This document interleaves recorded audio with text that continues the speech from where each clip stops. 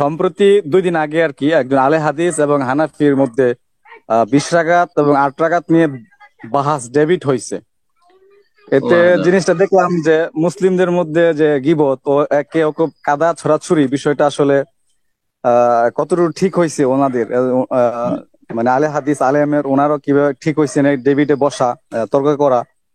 আর যে ফেতনা সৃষ্টি হয়েছে দেখলাম ফেসবুকে, এটা আসলে একটা দুঃখজনক যে এরকম আসলে করা উচিত কিনা। এটা জায়েজ 20 টাকায় দিয়ে জায়েজ করতে হবে, 8 টাকা দিয়ে জায়েজ করতে হবে, এরকম করে একদম মানে যে যে বিশৃঙ্খলা সৃষ্টি হয়েছে মুসলিমদের মধ্যে, এটা কতটুকু ঠিক হচ্ছে আর কি বিষয়টা, যেখানে স্পষ্ট আছে যে কথা প্রথম কথা, সুন্নত ধর্মীয় নববী বিষয় এটা। যদি কেউ আলাপ আলোচনা করে, আপনাকে এই বিষয়টা জানতে হবে প্রথম, এই ক্ষেত্রে যেটা জিজ্ঞেস করেছেন।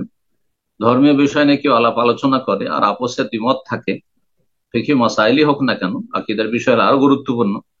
ফিকহি মাসাইল হোক, ইজতিহাদি মাসাইলই হোক, যেমন তারাবি 20 না 8, এবং ওমর রাদিয়াল্লাহু তাআলা 8 চালু, তার যুগে 11 ছিল না 20-21 ছিল, এই বিষয়গুলি হোক না কেন ইজতিহাদি মাসালা, এই ক্ষেত্রে যদি কেউ দিনের কথা আলোচনা করে অথবা লিখে, আর তার কেউ রদ করে, কেউ ভুল লিখছে তার রদ করছে, এগুলো গীবত নয়।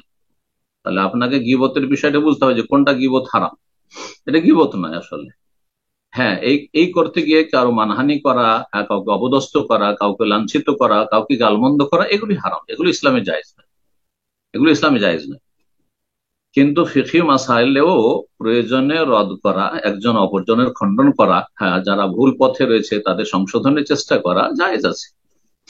কিন্তু আকিদার বড় বড় সমস্যা যাদের মধ্যে, যারা আশারি মাতুরিদি আকিদা বিশ্বাসী, যাদের আকিদা, যাদের ওলামাদের আকিদা এখন ঠিক নয় যে আল্লাহ কোথায়, আল্লাহর চেহারা আছে কিনা, আল্লাহর হাত আছে কিনা, সব কুদরতি হাত, হ্যাঁ, চেহারাও নেই তাদের কাছে।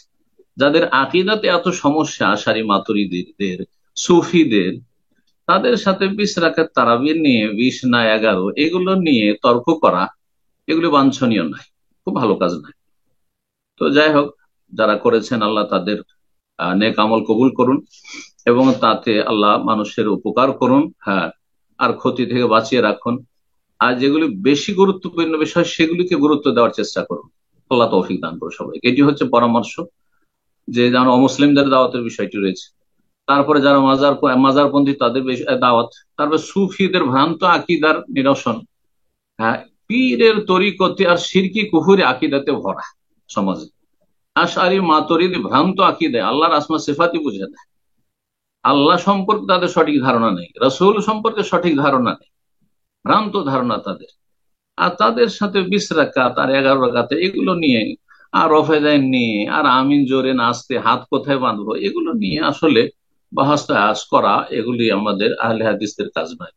আল্লাহ রাব্বুল এসব বুঝার তৌফিক দান করুন, এবং আলেম ওলামাদের পরামর্শ নিয়ে সবাইকে চলার তৌফিক দান করুন।